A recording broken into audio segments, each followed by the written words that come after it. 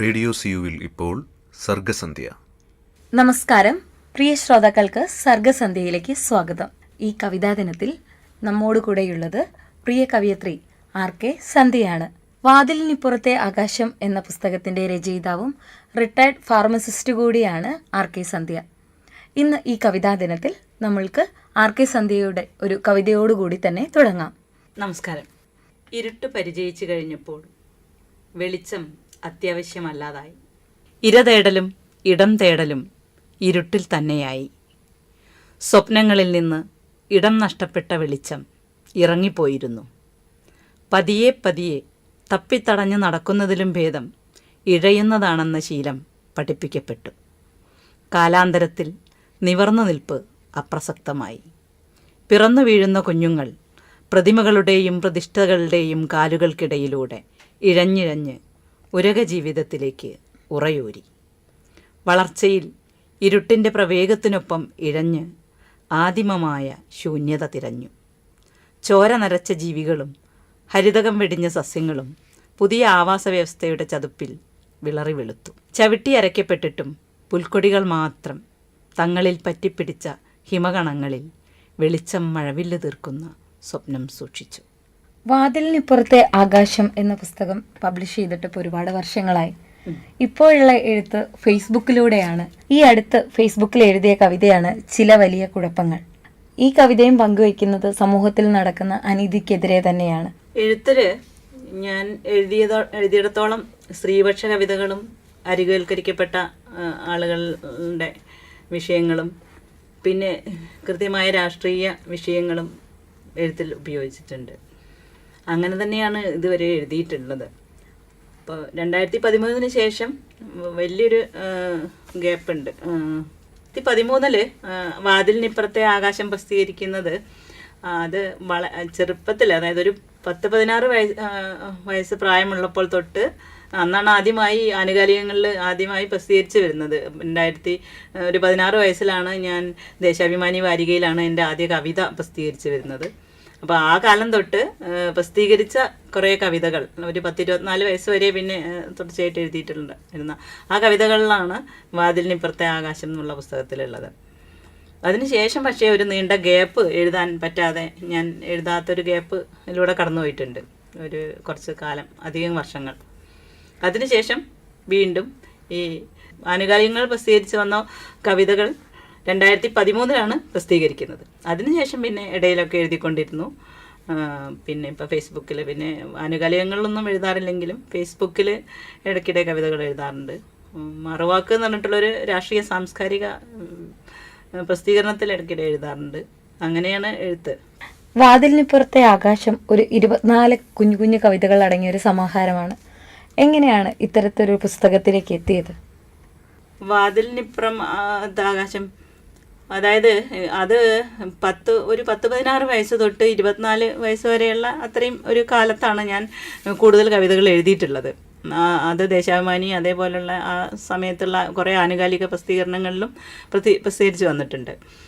അപ്പോൾ കുറേ കാലം, പിന്നീടുള്ള കാലം ജോലി, കുടുംബം, മറ്റുള്ള വിഷയങ്ങളൊക്കെ ആയിട്ട്, ഗാർഹിക വിഷയങ്ങളൊക്കെ ആയിട്ട് എഴുതാൻ പറ്റാതിരുന്ന കുറേ ഒരു നീണ്ട കാലം പോയി. അപ്പം അതിൽ നിന്നും പിന്നീട് തിരികെ വരണം, എഴുത്തിലേക്ക് തന്നെ തിരികെ വരണം എന്നുള്ളൊരു ആഗ്രഹം ഉണ്ടായപ്പോഴാണ് ആ കവിതകളെല്ലാം, കുറച്ച് സുഹൃത്തുക്കൾ കൂടിയിട്ട് ആ കവിതകളെല്ലാം പ്രസിദ്ധീകരിക്കാം എന്നൊരു തീരുമാനം വെച്ചത്. എഴുതുന്ന ഒരാൾ ഒന്നും അല്ലാതെ എഴുതാതായി പോകുന്നു എന്നുള്ളതിൻ്റെ വിഷമം എല്ലാവർക്കും ഉണ്ടായിരുന്നു. അപ്പോൾ എനിക്കും ഉണ്ടായിരുന്നു, എനിക്ക് ചുറ്റുമുള്ള ആത്മാർത്ഥമുള്ള കുറേ സുഹൃത്തുക്കൾക്കും ഉണ്ടായിരുന്നു. അപ്പോൾ അവരുടെയൊക്കെ ഇടപെടലുകൊണ്ടാണ് അതൊരു പുസ്തകമായി രൂപാന്തരപ്പെട്ടത്. ഇപ്പോൾ പറയുകയുണ്ടായി, ചെറുതിലെ 16 വയസ്സ് മുതൽ പബ്ലിഷ് ചെയ്തിട്ടുള്ള, എഴുതിയിട്ടുള്ള കുഞ്ഞു കുഞ്ഞു കവിതകൾ ചേർത്താണ് വാതിലിനിപ്പുറത്തെ ആകാശത്തിലേക്ക് എത്തിയത്. എപ്പോഴാണ് എഴുതാനുള്ള ഒരു അഭിരുചി ഉണ്ടെന്ന് മനസ്സിലാക്കുകയും എഴുതുകയും ഇത് പബ്ലിഷ് ചെയ്ത് തുടങ്ങുകയും ചെയ്തത്? എഴുത്ത് എനിക്ക് തോന്നുന്നത് വളരെ ചെറിയ പ്രായത്തിൽ തന്നെ എഴുത്തിൻ്റെ ഉള്ളിലുണ്ട് എന്നുള്ളതാണ്. അതായത് എഴുത്ത്, ഞാൻ ആദ്യമായി എഴുതിയ കവിത എന്ന് പറയുന്നത് ഒരു 2 വരിയാണ്. അത് ഞാനൊരു 2ാം ക്ലാസ്സിൽ പഠിക്കുമ്പോഴൊക്കെയാണ്. അത് ബാലരമയിൽ വന്നിട്ടുള്ള ഒരു കാർട്ടൂണിൻ്റെ അടിക്കുറിപ്പ് പോലെ അതിൻ്റെ താഴെ ഞാൻ പെൻസിൽ കൊണ്ട് ശരിക്കും വടിവത്തതായിട്ടില്ലാത്ത വികലമായ കയ്യക്ഷരത്തിൽ ഞാൻ എഴുതി വെച്ച 2 വരികളാണ് എൻ്റെ ആദ്യത്തെ കവിത. ആ കവിത എൻ്റെ അമ്മ വളരെ ഇഷ്ടത്തോടു കൂടി എടുത്ത് സൂക്ഷിക്കുകയും ഇടയ്ക്കിടയ്ക്ക് എന്നെ ഓർമ്മപ്പെടുത്തുകയും മറ്റുള്ള എല്ലാവർക്കും അത് കാണിച്ചു കൊടുക്കുകയും ചെയ്തപ്പോൾ എല്ലാവരുടെ അഭിപ്രായമൊക്കെ കേട്ടപ്പോൾ അതെനിക്ക് ഉള്ളിൽ വളരെ ഒരു അഭിമാനവും സന്തോഷമൊക്കെ ഉണ്ടായി. ആദ്യം അത് എഴുതി വെക്കുമ്പോൾ വളരെ നാണത്തോടെ ഒളിപ്പിച്ച് വെച്ചെങ്കിലും പിന്നീട് അത് അമ്മ അതെടുത്ത് പുറത്തു കൊണ്ടുവന്നപ്പം അത് വളരെ സന്തോഷമായി. ആ കവിത രൂപപ്പെടാനുള്ള സാഹചര്യം ഇതാണ്. ആ കാർട്ടൂണിൽ ഉണ്ടായിരുന്നത് ഒരു മാമ്പഴവുമായി ഒരു കുട്ടി നിൽക്കുന്നു, വേറെ ഒരു പെൺകുട്ടി ആ കുട്ടിയോട് വന്നിട്ട് മാമ്പഴം തരുമോ എന്ന് ചോദിക്കുന്നു. അപ്പോൾ ആ കുട്ടി അത് ഇല്ല തരില്ല എന്ന് ഉയർത്തിപ്പിടിക്കുമ്പം മരക്കൊമ്പിലിരുന്ന ഒരു കാക്ക ആ പഴം കൊത്തിക്കൊണ്ടുപോവാണ്. അപ്പോൾ അതിൻ്റെ താഴെ ഞാൻ ചോദിച്ചിട്ട് കൊടുക്കാഞ്ഞാൽ അങ്ങനെ തന്നെ പറ്റിയിടുന്ന് ഒരു കുഞ്ഞു കുട്ടിയുടെ എഴുതിയ 2 വരികളാണ് എൻ്റെ ആദ്യ കവിത. അതെ, ഒരു കുഞ്ഞു മനസ്സിൽ വന്ന കാര്യം. അതെ. പിന്നീട് അത് കുറേ കാലം പിന്നെ എഴുതിയൊന്നുമില്ല, പക്ഷെ ആ കവിതകൾ എൻ്റെ മനസ്സിലുണ്ട്. അമ്മ പറയാറുണ്ട് എന്ത് പറയാനുണ്ടായാലും ഒരു കവിതേൻ്റെ വരിയിലൂടെ അത് പറയുന്നു. അപ്പോൾ അത് നമ്മൾ പഠിക്കുന്ന ഭാഗമായാലും ക്ലാസ്സിലൊക്കെ പഠിക്കുന്ന ഭാഗത്തിൽ നിന്നും അനുയോജ്യമായ വരികൾ എടുത്തിട്ട് ആ സന്ദർഭത്തിന് പാടാൻ എനിക്ക് വലിയ ഇഷ്ടമാണ്. അപ്പോൾ അത് അങ്ങനെയുള്ള ഒരു ജീവിതാനുഭവം ഒരുപാടുണ്ടായിരുന്നു. അമ്മ എപ്പോഴും പറയും അവള് ആ സന്ദർഭത്തെ പറയാൻ വേണ്ടിയിട്ട് പഠിച്ച കവിതകളിലുള്ള ഒരു ഭാഗം ഉപയോഗപ്പെടുത്തുന്നത്. അങ്ങനെ കവിതയുമായി നല്ല ബന്ധമുണ്ടായിരുന്നു. പിന്നെ എപ്പോഴാണ് എഴുതി തുടങ്ങിയത്? 4ാം ക്ലാസ്സിൽ പഠിക്കുമ്പോഴാണ് ആദ്യത്തെ എൻ്റെ ഒരു കഥ ദേശാഭിമാനി ബാലസംഘം എന്നുള്ള ബാലപംക്തിയിൽ പ്രസിദ്ധീകരിച്ചു വരുന്നത്. അതും ഇതേപോലെ നമ്മൾ ആ കഥേൻ്റെ ഒരു പശ്ചാത്തലം വെച്ച് നോക്കുമ്പം അതും ഒരു സാമൂഹ്യ വിഷയം പോലുള്ള കഥയാണ്. അതായത് അത് ഒരു 8 വലയിൽ എന്നും കുടുങ്ങിപ്പോകുന്ന പ്രാണികൾ, ആ പ്രാണികൾക്ക് ഈ വല ഭേദിക്കാനും അല്ലെങ്കിൽ വലയിൽ കുടുങ്ങാതെ രക്ഷപ്പെടാനുമുള്ള പ്രാണികളുടെ ഒരു ആലോചനയും അങ്ങനെ പ്രാണികൾ കൂട്ടമായി സംഘം ചേരുന്നതും ആ വല പൊളിച്ച് മുന്നേറുന്നതുമായിട്ടുള്ള ഒരു കഥയാണത്. അപ്പം 8 അന്ന് അതൊരു വലിയ ഒരു ക്രൂരനായ ഒരു ഭരണാധികാരിൻ്റെയോ അല്ലെങ്കിൽ ഒരു പ്രത്യേക അധികാരിൻ്റെ ഒരു ചിഹ്നത്തിൽ കാണുകയും ചെറിയ പ്രാണികളൊക്കെ വളരെ ചെറിയ ലോകത്ത് പ്രാണികളുടെ ഒരു ചെറിയ ലോകം, ആ ചെറിയ ലോകത്തിന് നശിപ്പിക്കാൻ കഴിയും ഈ ഒരു ക്രൂരമായ ഒരു അധികാരിയെ നശിപ്പിക്കാനാവുക എന്നൊക്കെയുള്ളൊരു ചെറിയൊരു ബോധം അതാണ് ആ ചെറിയ മനസ്സിലുണ്ടായിരുന്നത്. ഞാൻ ആ രീതിയിലാണ് ആ കഥ അന്ന് പ്രയോഗിച്ചത്. അത് എനിക്ക് തോന്നുന്നത് അന്നൊക്കെ അച്ഛനൊക്കെ കൃത്യമായും നല്ല രാഷ്ട്രീയ പ്രവർത്തനത്തിലും സാമൂഹ്യ പ്രവർത്തനത്തിലൊക്കെ ഇടപെടുന്ന ഒരാളായതുകൊണ്ട് അച്ഛൻ പറയുന്ന വാക്കുകളിൽ നിന്നും അച്ഛൻ പറയുന്ന ഇടപെടുന്ന മേഖലയിൽ നിന്നൊക്കെ എനിക്ക് കിട്ടിയ ചെറിയൊരു ബോധമായിരിക്കണം ആ ഒരു രീതിയിൽ 8 ഈ പ്രാണികളുടെയും കഥ വെച്ചിട്ട് ചെയ്യാനുണ്ടായ ഒരു ആർജവം. അത് പറയുകയുണ്ടായി ആദ്യം എഴുതിയത് കഥയാണെന്ന്. പിന്നെ എങ്ങനെയായിരുന്നു കവിതകളിലേക്കുള്ള തുടക്കം? ചെറിയ ഡയറികൾ അന്ന് അച്ഛൻ ഇങ്ങനെ വാങ്ങിത്തരുമായിരുന്നു, എഴുതിക്കോളാൻ പറഞ്ഞിട്ട്, കവിത എഴുതിക്കോ എന്നൊക്കെ പറഞ്ഞിട്ട്.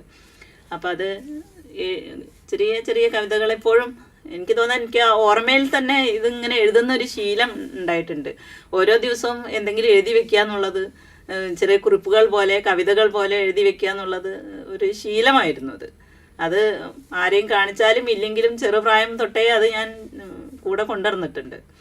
അപ്പം 4ാം ക്ലാസ്സിലൊക്കെ അത്തരം കവിതകൾ അധ്യാപകരും ഒക്കെ ചിലപ്പോൾ കണ്ടുപിടിക്കുകയും എഴുത്ത് നല്ലതാണെന്ന് പറയുകയും ഒക്കെ ചെയ്യാറുണ്ട്.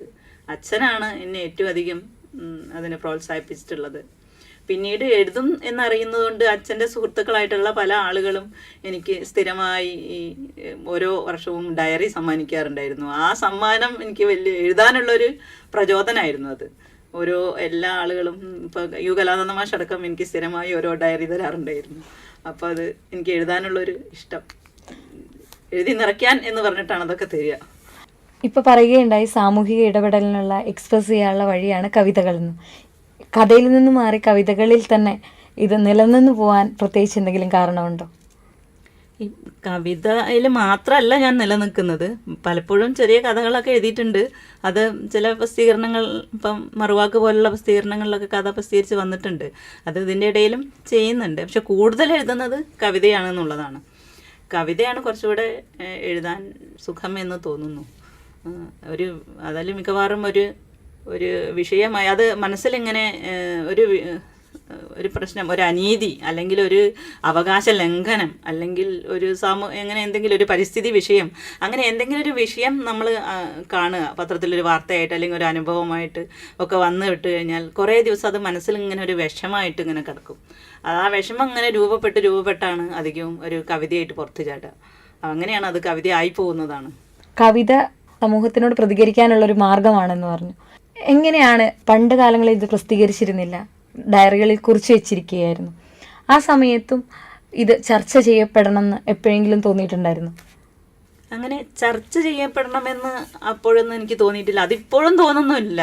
അതിങ്ങനെ എനിക്ക് മറ്റുള്ളവരെക്കാൾ എൻ്റെ ഒരു കാര്യം, എൻ്റെ ഒരു മനസ്സിൽ ഇതൊന്നും ചർച്ച ചെയ്യപ്പെടണമെന്ന് ഞാൻ ആഗ്രഹിക്കുന്നൊന്നുമില്ല. പക്ഷേ ഞാൻ എൻ്റെ ഒരു ഇടപെടലിൻ്റെ ഭാഗമായി ഇത് ചെയ്യുന്നുള്ളൂ. ഞാൻ ഇപ്പോൾ എൻ്റെ ജീവിതം തന്നെ ഞാൻ ജീവിക്കുന്നത് തന്നെ ഒരു സാമൂഹ്യ ഇടപെടൽ പോലെയാണ്. അപ്പോൾ പല രീതിയിലും.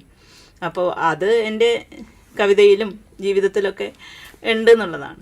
വേറൊരു കാര്യം, ഇങ്ങനെ ചെയ്യണമെന്നോ ഇതൊരു ആഹ്വാനമൊന്നുമല്ല.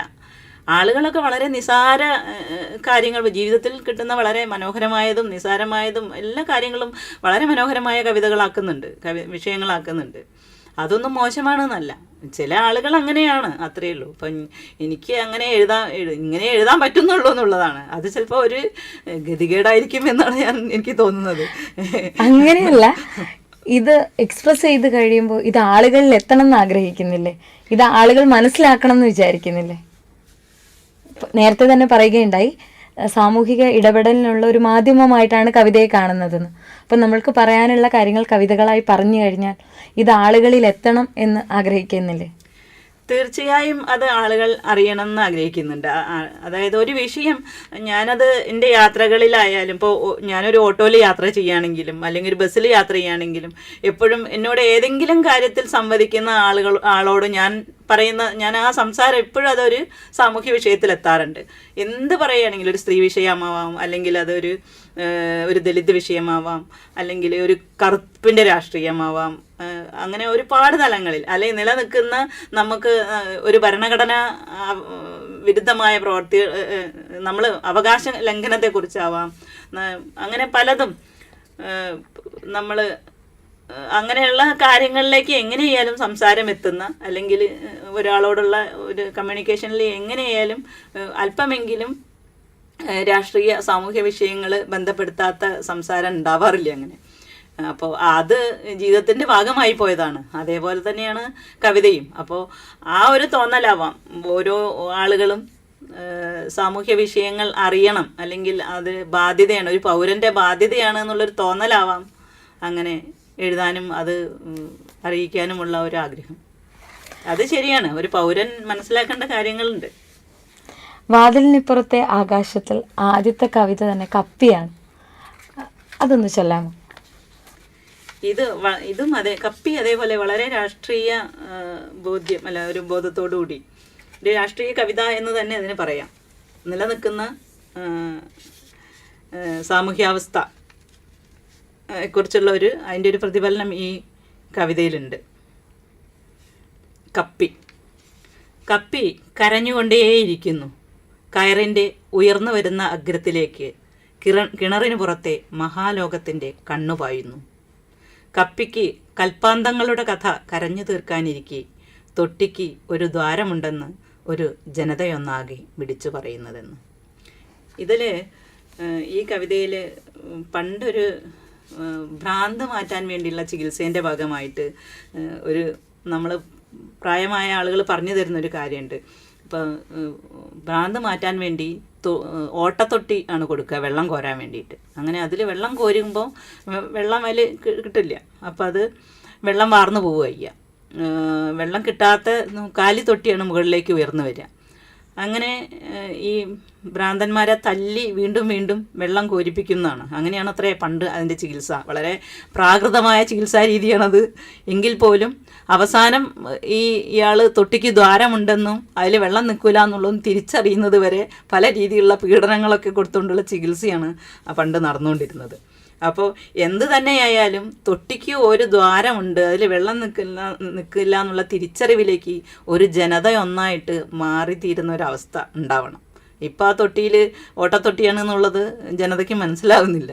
അപ്പോൾ ആ ജനത ഒന്നായിട്ട് ഓരോ ഓട്ടത്തൊട്ടിയിലാണ് വെള്ളം കോരിക്കൊണ്ടിരിക്കുന്നതെന്ന് തിരിച്ചറിയുന്ന ഒരു കാലത്തെക്കുറിച്ച്, അല്ലെങ്കിൽ അങ്ങനെ ഒരു ബോധ്യം ഉണ്ടാകുന്നതിനെ കുറിച്ചുള്ളൊരു കവിതയാണ് കപ്പി.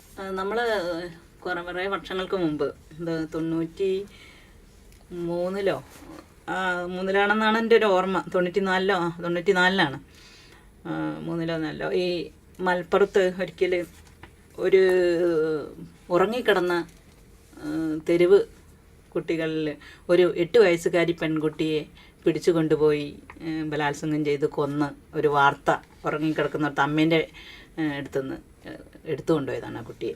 അങ്ങനെ ഒരു വാർത്ത, വളരെ വേദനാജനകമായ വാർത്ത അന്ന് പത്രത്തിലൊക്കെ ഉണ്ടായിരുന്നു. അത് കുറേ ദിവസം വളരെയധികം വേദനയായിട്ട് മനസ്സിൽ കൂടി. പിന്നീട് അത് ഒരു കവിതയായിട്ട് മാറുക ചെയ്തത്. അതാണ് മകൾ പിറക്കുമ്പോൾ. അലമുറകൾ ചോരപ്പാടുകൾ തോറും അലയുകയാണ്. പിറന്നപ്പോൾ ഒരു നെന്മണി അവളുടെ തൊണ്ടയിലിടാഞ്ഞതിന്, നനച്ച തുണി മുഖത്തിടാഞ്ഞതിന് അലമുറ കൊണ്ട് അമ്മ പിഴയൊടുക്കുന്നു. മകൾ പിറക്കുമ്പോൾ 6 അടി ആഴത്തിൽ ഒരു മുറിവ് കൂടി കരുതുക. ജാതകം കുറിക്കുമ്പോൾ 10 വയസ്സിനു താഴെ അപമൃത്തി കൊണ്ട് അടിവര. ശലഭങ്ങൾക്കും പൂക്കൾക്കും പിറകെ അവളെ കാണാതാവുമ്പോൾ കൂട്ടം ചേർന്ന് ചോരപ്പാടുകൾ തേടി അലയുക. കാമം തീണ്ടി കരിഞ്ഞുണങ്ങിയ അവളുടെ ജഡം നിയമത്തിൻ്റെ കാണാപ്പുറങ്ങളിൽ അടക്കം ചെയ്യുക. ഇത് 94-ലൊക്കെ എഴുതിയ ഒരു കവിതയാണ്. 93 എഴുതുകയും 94 പ്രസിദ്ധീകരിക്കുകയും ചെയ്ത കവിതയാണ്. പക്ഷേ ഈ ഒരു കാലത്ത് അതിൽ നിന്നും കുറേ മാറ്റം വരേണ്ടതാണ്. ഇപ്പോഴത്തെ എഴുത്ത് രീതി എനിക്ക് തോന്നുന്നത് ഒരു വികാസം ഉണ്ടാവേണ്ടതാണ്. അന്നത്തെ രീതിയിൽ നിന്നും എഴുത്തിൽ തന്നെ ഒരു വികാസം ഉണ്ടാവണം എന്നുള്ളതാണ്. കാരണം അത്രയും വർഷങ്ങൾ ഉണ്ടായല്ലോ. പക്ഷേ ആ ഒരു വികാസം ഇടയിൽ കുറേ കാലം ഞാൻ എഴുതാതിരുന്നപ്പം എനിക്ക് തോന്നുന്നത് ആ വികാസത്തിലേക്ക് ഞാൻ വളർന്നിട്ടില്ല എന്നുള്ളതാണ്. പക്ഷേ ഈ കവിത ഇന്നും പ്രസക്തമാണ്. കാരണം നമ്മുടെ സമൂഹത്തിൽ ഇത് മാറിയിട്ടില്ലല്ലോ. സാഹചര്യങ്ങൾ ഇന്നും മാറുന്നില്ല. ഒരു പെൺകുട്ടി, അതെ, ഇന്നും ഒരു പെൺകുട്ടി ജനിച്ചത് പെൺകുട്ടിയാണെന്ന് അറിയുമ്പോൾ ആദ്യം ഉണ്ടാവുന്ന ആശങ്കകളിൽ പലതും ഇത് തന്നെയാണ്. അവരെ വളർത്തുമ്പോൾ അവര് വളർന്നു വരുന്ന കാലഘട്ടങ്ങളിൽ ഫേസ് ചെയ്യാൻ പോകുന്ന കാര്യങ്ങൾ, അവരുടെ സുരക്ഷ, ഇന്നത്തെ സമൂഹത്തിൽ മാറ്റം ഇല്ലല്ലോ. അപ്പം കാലിക പ്രസക്തി ഇന്നും മാറിയിട്ടില്ല. ഇല്ല, എനിക്ക് തോന്നിയിട്ടുണ്ട് 2013 ഈ പിന്നെ ഒരു കവിത അതേപോലെ തന്നെ എഴുതുന്നുണ്ട്. പിന്നെ ആ പുസ്തകത്തിന് വേണ്ടി, ആ പുസ്തകം പ്രസിദ്ധീകരിക്കുന്ന സമയത്ത് എൻ്റെ പ്രസാധകൻ പറയാണ് ഒരു കവിതയും കൂടെ അതിലേക്ക് വേണമെന്ന് പറഞ്ഞപ്പോൾ എഴുതിയൊരു കവിതയുണ്ട്. അത് ഏകദേശം ഇതേ രീതിയിൽ തന്നെയുള്ളൊരു കവിത, ഇതേപോലെ സ്ത്രീപക്ഷ കവിത തന്നെയാണ്. അവിടെ അമ്മമാർ പ്രഖ്യാപിക്കുന്നുണ്ട് ഞങ്ങളിനി പ്രസവിക്കില്ല, അല്ലെങ്കിൽ ഞങ്ങളിനി അങ്ങനെ ആ രീതിയിൽ അമ്മമാർ സമരം ചെയ്യുന്ന രീതിയിലുള്ളൊരു. മാത്രമല്ല, വാതിലിനിപ്പുറത്തെ ആകാശത്തിന്റെ സമർപ്പണം പോലും അമ്മയുടെ ചിറകിടുക്കിൽ വിരലുണ്ടുറങ്ങുമ്പോൾ പറിച്ചെടുത്ത് വികൃതമാക്കപ്പെട്ട കുഞ്ഞുടലുകൾക്ക് കണ്ണീര് തോരാത്ത അമ്മമാർക്ക് എന്നാണ്. അപ്പോഴും തട്ടിപ്പറിച്ചെടുത്ത ഒരു ബാല്യത്തെക്കുറിച്ചോ അല്ലെങ്കിൽ അമ്മമാരുടെ സങ്കടത്തെക്കുറിച്ചോ ആണ് ഇതിന്റെ സമർപ്പണം പോലും. എനിക്ക് തോന്നുന്നു ആ ഒരു ഏജിൽ വിവാഹമൊക്കെ കഴിഞ്ഞ് ജീവിതത്തിൽ ഏറ്റവും കൂടുതൽ ആകുലപ്പെട്ട കാര്യങ്ങളും ഇതൊക്കെ തന്നെ ആവണം. തീർച്ചയായും ആ കാലത്തൊക്കെ ജീവിതം വളരെ ആകുലപ്പെട്ട കാലമായിരുന്നു. നിരന്തരം നമ്മൾ ഇതൊക്കെ ഇത്തരം അവസ്ഥകൾ, സാമൂഹ്യ ജീർണതകളൊക്കെ മാറണമെന്നും മാറ്റി തീർക്കണം എന്നൊക്കെ മനസ്സിൽ വല്ലാതെ ആഗ്രഹിക്കുകയും അങ്ങനെയുള്ള പ്രവർത്തനം അവരുടെ കൂടെ നിൽക്കുകയും അതിൻ്റെ ഭാഗമാവുകയും ഒക്കെ ചെയ്തിട്ടുണ്ട്. നമ്മൾ സാമൂഹ്യ പ്രവർത്തനം തന്നെ നടത്തുന്നത് ഇതൊരു അങ്ങനെ മാറ്റം ഉണ്ടാവണം എന്നുള്ള ആഗ്രഹിച്ചുകൊണ്ട് തന്നെ, ആത്മാർത്ഥമായും ആഗ്രഹിച്ചുകൊണ്ടാണ്. പിന്നെ വളരെ കാലങ്ങൾക്ക് ശേഷവും ആ ആഗ്രഹം ബാക്കിയാണ്. അതെ, 16 വയസ്സിൽ മുതൽ എഴുത്തു തുടങ്ങിയ കവിതകൾ പബ്ലിഷ് ചെയ്യുന്നത് ഏറെ 2013 കാലഘട്ടത്തിലാണ്. ഇത്ര വർഷങ്ങൾ സാമൂഹ്യപരമായ ഒരുപാട് കാര്യങ്ങളോട് കവിതകളായി പ്രതികരിക്കുമ്പോൾ ഇത് ആളുകളിൽ എത്തണം എപ്പോഴെങ്കിലൊക്കെ തോന്നിയിരുന്നില്ലേ?